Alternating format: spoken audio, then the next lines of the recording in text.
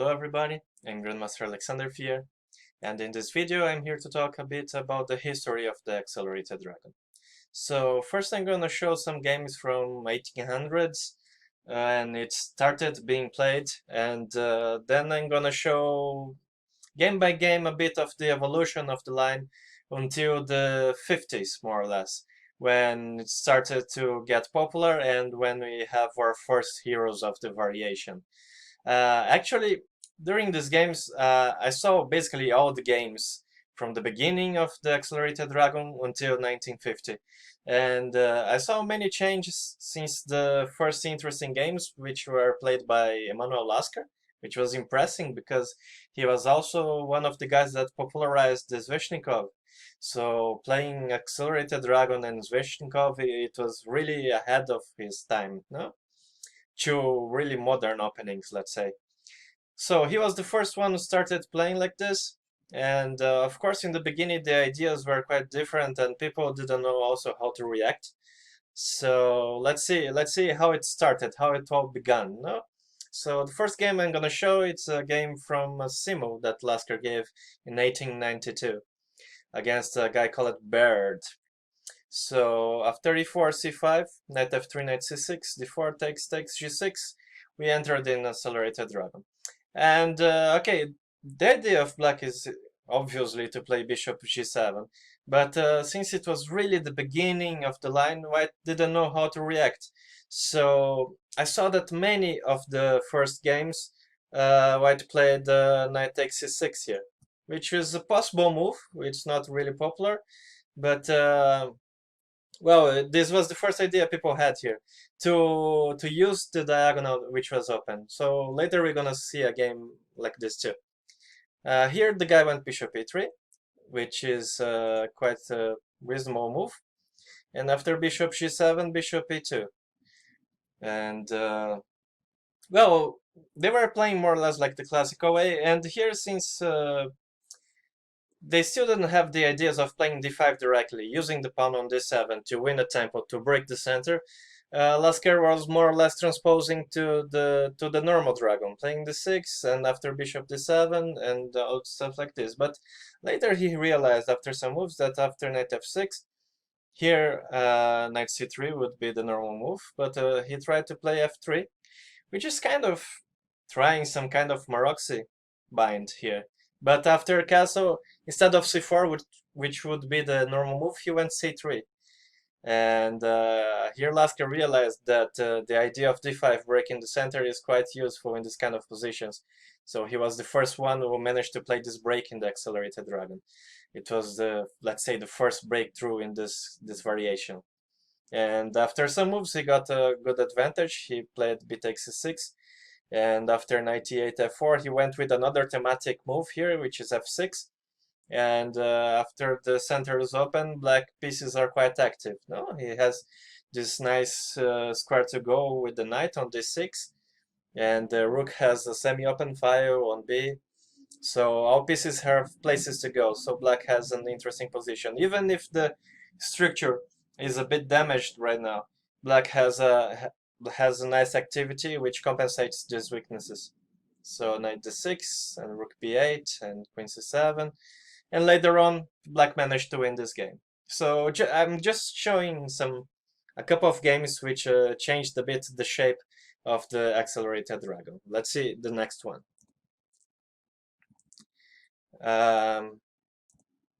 Here we have another game from Lasker, but this time it was a quite important tournament. Well, at this time it was not so traditional tournament, which is Hastings in England. But nowadays this tournament is still being played after 120 years, so it's one of the oldest tournaments that is. And every time they play it on the end of the year and beginning of the next year. So even me, I managed to play there a couple of times, and it's a really interesting place, really nice tournament to play. So let's see how he played against Schlechter, which was one of the best players at this time. He went c5 and knight c6, d4, g6. And here Schlechter played knight takes c6. This is one of the moves that was popular at the time, and later one of the biggest players of this move with white was Pillsbury. He managed to win a lot of good points with this idea. And the point of playing knight takes c6 before knight c3 is to be able to attack the rook on h8. After b takes c6, white plays queen d4 already. And with the bishop on g7, this would not be possible, right? So here, black has many ways to deal with this. Basically 2 ways, let's say, which is to play f6 or knight f6. Nowadays, I think the most reasonable move and most popular move is knight f6. And after e5, knight d5, and white usually goes e6 here. And again, threatens the rook on h8. So black has to go knight f6, let's say. And here white can take on f7 or take on d7. Both are possible. If he takes f7, we can take with the king. And later use the center to push the pawns and bishop c7, rook e8, and get a quite active position. Because white has no central pawns anymore, and black has good pawns on the center, black manages to compensate the weakness of the king for the moment. And if white plays e takes d7, trying to isolate the c6 pawn, black can simply play something like bishop d7, and after bishop c7, castle, white will need to lose another tempo with the queen, and black will have a good advantage on the development, and will get good compensation for the weak pawn. So this is the way we play nowadays, this position, but of course, during the 1800s, people didn't really know how to react, and they were discovering things. So in this game, Lasker played f6, and he played a really interesting and modern idea, let's say, which is seen nowadays in many different openings, like in some Caracans, and even in some Rosolimo, we see this idea with f6, and afterwards the knight going to h6 and f7, and the bishop to g7. It looks a bit passive, but all the pieces can't be attacked. And afterwards, when black starts to push these pawns, they have really good potential to take over the center, which is what happened in this game. So white started to play some natural development moves, which are knight c3, which is okay. Knight f7 for black was fine too, bishop e3 and bishop g7. Eventually, white will need to go away with the queen from d4 because black will threaten f5 after the bishop on g7 is defended. So black's next move will be castle, and afterwards black will try to play with f5, opening the g7 bishop and threatening the d4 queen. So he played rook a d1, and after castle, queen d2. So far all natural moves for white. He played bishop c4, he developed both bishops in the center. He put the rook on d1, which is an open file for white, and played queen d2, getting away from the threat of f5. But now things are starting to get a bit sharper. So black went f5, and white decided to take, which is okay. And after g takes f5, he played a move that looks quite logical, but in the other hand, it makes black's life a bit easier, let's say. Here, I think the best idea for white would be to try to create some kind of blockade on the dark squares. Since black has all the pawns on the light squares, white should try to use it to make some kind of blockade. So natural would be bishop c5, let's say, instead of bishop d4. And after rook e8, to play something like f4.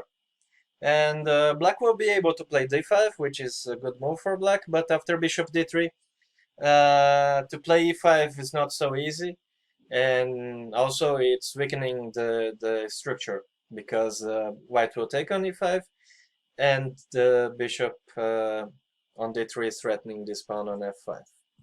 So black cannot play e5 so easily, and even if he plays e5, the position is not that good. So here, white would keep a small advantage, and the game would continue for sure.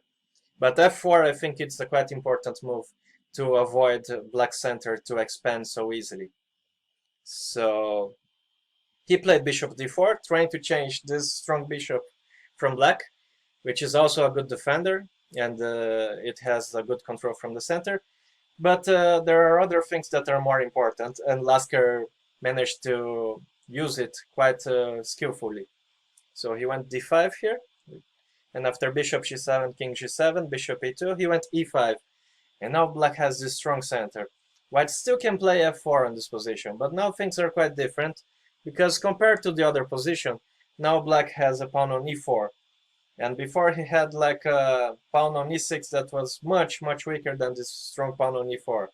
White still has some kind of blockade, but it's much easier for black to use the space that he managed to get right now, and to try to break this blockade with bringing, for example, a queen to f6, and afterwards knight to d8 and a knight to e6, and try to push the central pawns. And during the time, white has not much counterplay here. He needs to try to avoid black's plans, but it's not so easy to find a plan on its own. The position is still okay for white. Black is not better here, but it's much more comfortable compared to the position we saw with bishop c5 instead of bishop d4. So he didn't go f4, he played knight a4, trying to bring the knight to c5, which is a good score for the knight, but Lasker realized that white is trying to create some blockade, and after queen f6, knight c5, he went f4. That's a quite strong move, avoiding f4 from white side. And here now the bishop on c8 has good squares to go. Black still can push the center a bit more. The knight can have a nice place to go on d6 and maybe f5. And white has nowhere to go. I know he can try to play something like c4, but this pawn on d5 is easily defendable. And even if he goes d4 and bishop f5, the center is still scary, no? Because black has some passive pawns and active pieces. So white went f3 and bishop f5, bishop d3, rook e8. And we're gonna see in this game how black managed to use the center in the really amazing way, and he won this game without any problem. I was quite impressed by the technique of Emanuel Lasker. This like 125 years ago already. So rook e1, rook e7. From the theoretical part of view, this position is not important anymore, but it still is interesting to see how the game ended. So he played rook f2, knight d6. The knight is also active. The rooks are going to the e file to support e4, which is the main breakthrough for black. No? He went queen c3, bishop g6. It's okay to let the bishop on g6 to take with the pawn if the bishops are exchanged. So he went rook e2, rook e8. Bishop takes, pawn takes. And now, well, white managed to put all the pieces attacking this e5 pawn. And black is defending this pawn too, but it's not so easy to advance it here, because if e4, you're changing the queens and the f4 pawn is hanging. So what he did, he managed to activate even more the knight. He brings knight c4, and after the knight goes to e3, all the rooks, white rooks, they don't play so well anymore. The knight is blocking the rooks, so black's pieces are free to start advancing, no? Knight f2, knight e3, knight d1, d4, and after queen d3 he played e4, and after rook takes e4, all black pieces are super active. And the end of this game was kind of funny, because white decided to wait in this position. He did nothing anymore. He played queen d1, and he decided to bring the queen to e1 and queen d1 and see what black's gonna do. Black has this strong pawn on e3, which is quite important, and this f file for the heavy pieces, that is also really, really important, no? But still, he needs to improve a bit more the position to be able to win the game. So he went rook f5, and here he decided to play king f6 and king e5, king e6, sorry, and king d5. And now the king is really well and centralized, but he cannot improve anymore, the king. And also the rook and the queen, they are in kind of optimal positions. So he played queen e4 and queen f4, hesitated a bit, and white's still waiting, and he decided to bring back the king and played rook f6 again. So basically he went there, he saw that it's not really helping, and he decided to come back. So he went queen g3, and finally he went queen f2, rook f2, and well, he attacked g2. And after queen e4, he's threatening some checks, but he played queen f4 here, and king h6, and white resigned. It was a really impressive game, and a really old game. No, it was even before 1900s. So this was one of the games from the beginning of the Accelerated Dragon, and I really like this idea of playing with f6 and knight h6, knight f7. For this century, it was a really modern idea. So let's see the next. Here we're gonna see the first games where white started. They stopped playing this idea with knight takes c6, which was popularized by Pillsbury, and they decided that it's possible to make the Maroczy bind. This in 1907, Ninzovic started to play the Maroczy. And here he got, well, the space advantage, and until nowadays, this is the main line of the Accelerated Dragon. So we're gonna see a lot of this position in the next videos when we go to the theoretical part. Here he went bishop g7 and knight bishop e3 and knight f6. Knight c3 here is obviously the most natural move. But he played f3 first, and after castle, knight c3, d6. So this position till nowadays is one of the main positions of this variation. And black goes usually with bishop d7, try to change on d4, and bishop c6. These are the main plans. Or to go sometimes knight takes d4, and to go bishop e6, and to bring the pieces to the queen side. But at this time, black didn't know exactly how to deal with this position yet, so he went with a really exotic plan, which was to go king h8 here. And when I saw this move, I say, why? Where is he going? So white went bishop e2. Ninzovic is just developing the pieces in a quite good way, quite modern way, let's say, because nowadays we still do like this. And he went knight g8, and he's trying to play f5, which is one of the main breaks of the Accelerated Dragon. This is important to know. Usually black tries to play or b5 or f5. Both breakthroughs are not so easy to manage, but f5 is slightly easier. But it's not always that f5 is a good move for black. And here black is losing a lot of time, and the knight is not good on g8. So I think it's a dubious idea, but it was quite original, and I think this game is interesting because of this. So white castle. Long castle would be also a nice move, and to try to play h4, h5 now that the knight is far from f6. But he went castle simply and put the rooks on the center, which is great. So black went bishop d7, and rook d1, and f5, and rook c1. And here we can see that white position is much better. Now it's easier to understand, no, compared to this time. White has a good control of the center, space advantage, and soon he's going to expand on the queen side or to create some threats on the center, maybe with c5, let's say. So he went queen e8, which is already a bit weird move. It's typical from the Dutch, but here it's a bit strange. And white could simply take on c6 and start to expand the queen side. This would be one idea. But Ninzovic doesn't want to give away this d5 square for the moment, which he thinks is important. So he went queen c2. And after a6, he took and played f4, which is, again, a modern approach, because the bishop on e2 is going to be really good on f3, and the pawn on f4 controls the e5 square. So white has a good play on the center. And if black wants to play e5, he can do it, but he's gonna have big problems with the d6 pawn later. White even doesn't need to take on f4, but after e5 he can bring the knight somewhere, let's say knight f3, and the pawn on d6 is gonna be quite weak for a long time, and white will have this knight d5 square for the knight. So e5 is not such a good move like it looks. So black went knight f6, and after...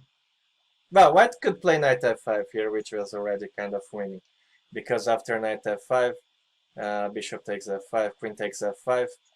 Black has no good square for the knight to use this discovery attack. No, like knight h5 is no big deal because the bishop on e2 is attacking the square, and knight d7, knight g8 doesn't make any sense, let's say.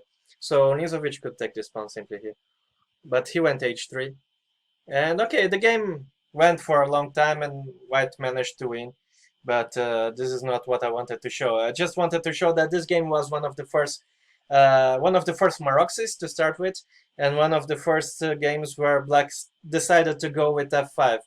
Even if it was in a strange way with king h8, knight g8, it was one of the ideas that we still use nowadays. So let's keep moving. In the next game, we have Tartakower improving the idea of the last game. In the same year, in Austin Masters, Tartakower played like this. They went to Maroczy again, which is becoming popular and popular at this point. And bishop d7 first, which is okay, and queen d2, and he went knight e8 here, which in one hand has the same idea of playing f5, but it has a couple of advantages here. First of all, well, he doesn't lose a tempo with king h8 and knight g8, and the knight on e8, it's much more active actually than the knight on g8. It can go to c7 and e6 in some lines to create some pressure on the center, and this maneuver is still played nowadays in some lines, mainly when white plays with knight c2 in the Maroczy, and then black can bring this knight to e8, c7, e6, and c5, and where it's quite stable after a5, let's say, and the bishop is doing a good job on the long diagonal. So it was one of the first of the games where this plan appeared. And also he was thinking, of course, about f5. So white played f4. And now that white has no chance to play f3, black decided to go f5. Still, I think here is a dubious plan. And also it didn't work in this game. But they were trying, they were experimenting at this point. And this was one of the tries. It didn't work, but later people saw this game and decided, no, we can make some small different way of playing and improving this f5 idea. That's what it happened. So he took on f5, and bishop f3. More or less the same idea of Nizovic, and again, black doesn't want to play e5, and without this, white has a really good control on the center. So he changed and played with e5, but after check and bishop e3, white had a really good position. So next game. Here we are going already to 1907, 1910, and it was quite interesting in a historical way that it was kind of popular, the accelerated dragon, in the 1910, 1920, 1930, but on 1940s it almost disappeared. There are really few games on 1940s, and then afterwards in 1950s it got another boom, but this because one of the heroes of this line that we're gonna see a bit later. So in this game of Bernstein, you see that there are, well, black is suffering in some games, but still there are quite strong people trying to play it. So they saw that the position has potential, and they decided to try their way on this variation. So here again, he went with this idea of knight e8, and instead of f5, he played with knight c7 now and knight e6, which is a nice way to play. But probably black should try to go with b6 and knight c5. The knight should be on c5, because if he doesn't do something like this, no, he can try to go f5 still. But in the way he played in the game, it's simply not good. It's too passive the way he played. So he had to try something like b6 or f5 to keep pushing the pieces a bit forward, no? But look the way he played. Look the way people were trying and struggling at this point. He went queen b8, and after knight d5, rook d8. Well, so far it's okay. But after g4, he decided that the knight on e6 was not good anymore. And he went knight c7, f4 and knight e8 again. So here we can see that obviously this plan cannot be good. But somehow he was quite a strong player, and he managed to win this position. Well, f takes g6 is a bit strange move, and after black managed to put a knight on e5, then the position is not so bad anymore. And the knight on e8 is working because it's defending the pawn on d6. But obviously, this is not the way to play. You should not play knight e8, knight c7, knight e6, and knight e6, c7, e8 again. No, it's too much. No, but okay, it was one of the first games where he bring this knight to e6 to put pressure on d4. No, that's why I chose this game to show a bit too. Here we have a miniature that white won. But it was one of the first games where black played this quite modern idea that we still use nowadays. That is to go bishop d7 here. And queen d2 and knight takes d4. Instead of knight e8, knight c7 like they tried in the other games, he decided to go knight takes d4 and bishop c6, which until nowadays is one of the main ideas in this position. And why is that? Black changed the piece to start with. So, since black has not much space, it's better to play a position with less pieces. One piece changed, it's good for black usually. And also this bishop on c6, it controls the knight jump to d5. So black can change this d7 and c6 bishop for this knight on d5. And the knight has a way to go from d7 to c5, which is much quicker than e8, c7, e6, and c5. And also with knight d7, sometimes we want to change this dark square bishops and use the dark squares, since white has the pawns on e4 and c4. So this was the first game I found with this nice plan, which is a good plan, finally. And it didn't work in the game, again, but it was one of the first steps in the right direction. So white went f3, and here knight d7 would be a quite logical move. He went b6 first, which is slightly passive, because sometimes this queen can go to b6 too. So it's good to let this pawn on b7 for the moment. And also it's important because in some positions white's gonna play knight d5, and we would like to change on d5, but after c takes d5, this c6 square is gonna be quite weak. So if you have a pawn on b7, this c6 square would be defended. But okay, it was just the start, it was just the beginning, no? So white went rook e1, knight d7, took, and f4, which is an interesting way to play for white even nowadays. Also, white played a really nice game here, that's why he won so easily. After queen c7, bishop d1, rook e8, and rook e3. And now white is ready to create a really strong attack with rook h3 and f5, for example. And since the knight is going from f6 to d7 to c5, it gets a bit far away from the king side. And this is, well, an important thing to know. No, you need to have something to defend your king in case white goes with rook e3, rook h3. It's not, you cannot simply forget the king there on the king side. So he went f6 and rook h8, but king h8, but it was a bit passive. And after f5, probably black could play still g5 here, but he decided to go knight e5, and he forgot that after fg6 he can play queen h6, and he's threatening both h7 pawn and the g6 knight. So he played one move more and resigned. But even here, probably after g5, there are still some fight. No, black's position now is a bit strange, but he'll have this e5 square to put the knight. He can bring a rook to g7 to defend the king, and the position is not that bad. It's a bit passive, but well, it's better than what happened in the game, you know. But this is a really modern plan, a plan that we still use nowadays. Knight takes d4 and bishop c6, and more than 100 years ago, one guy, he decided to try it, and he played this idea. So, next. Okay, we have Ninzovic again with white, and it was always hard to deal with Ninzovic. He was a really strong player, one of the best in the world. He was one of the guys who was fighting for the chance of playing a match against Capablanca in the 20s. Finally, Alekhine managed to play the match, but Nizovic was one of the contenders. So in this game, we're gonna see another important idea of this lines, which is bishop g7, all the same. We saw this in the other games, but he went knight g4 here, which looks a quite reasonable move because white didn't play f3, which was possible, but he decided to simply develop the pieces, and black now is gonna take one of the bishops.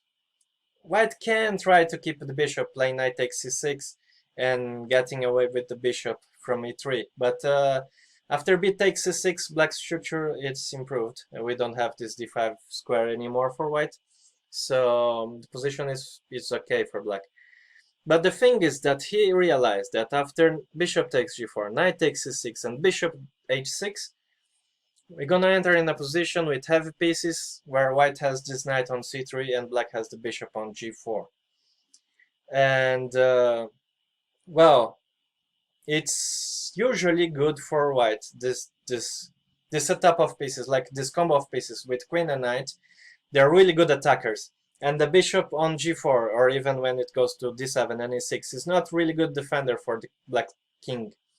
So white has really nice potential of attack here, bringing the rook to e1, e3, like they played in the other game, for example, or even going with f4 and f5. The queen can manage to go to this diagonal at some point, and the knight will get his way via e2, f4 probably. And the counterplay that black has on the queen side is not enough, it's not stronger than white's initiative on the king side. So this position, without knights for black, it's usually quite dangerous, and this is an important thing to know. Usually if black has a knight and white has the light squared bishop, then the position is quite nice. But this is not the case here. And well, in the game black managed to defend, but after knight a4 and b3, which is, well, a bit strange. He wanted to play bishop queen g5 to win the pawn on e7, but well, it's just one move. And after f6, rook e1 and rook e3. And the point is that Nizovic tried to play in a strategical way, and he decided to go in the center. He put the rook on c1 and d3. But in this position, if white was quick and tried to play on the king side, I think black would suffer a lot. Even this position is not so nice because white is playing c5 quickly here. And black could not play c5 because of knight takes c5. So overall, the advice that I wanted to give because of this game is that, well, you should not keep only the light square bishop against the knight. It's hard to explain why. It's a bit philosophical question, but by my experience, I would say that you prefer to keep a knight for black and to let white with the bishops. So that's why I wanted to show this game. So afterwards, the theory was shaped and shaped and shaped. New ideas were appearing, but until the 40s, nothing really good really happened for black. Black was suffering a lot on these games, and most of the games were won by white. And then it starts kind of a revolution on the 50s, which started with Simagin. I don't know to pronounce the name, sorry about that, but I'll try. And even Pirk, he decided to play a couple of accelerated dragons. And afterwards, Gurgenidze, and we're gonna start the next video with the heroes of this line, which they started to appear on 50s. But this was the beginning. This was the first steps of the variation. And here we already can see what went wrong and the way to go for black. Mainly on these first steps of knight takes c6, which was a bit primitive. And afterwards, well, the Maroczy started to get really popular. People realized that the space advantage was important in this position. And the game started to get harder and harder for black. So that's why I think on Fortis, for example, the line was not much popular, because people thought that white had good results, and they found a way to neutralize black's pieces. So later, when the first heroes appeared, things changed, and the accelerated dragon had a rebirth, let's say. So I hope you like this video, and in the next videos we are gonna talk about the heroes of the accelerated dragon.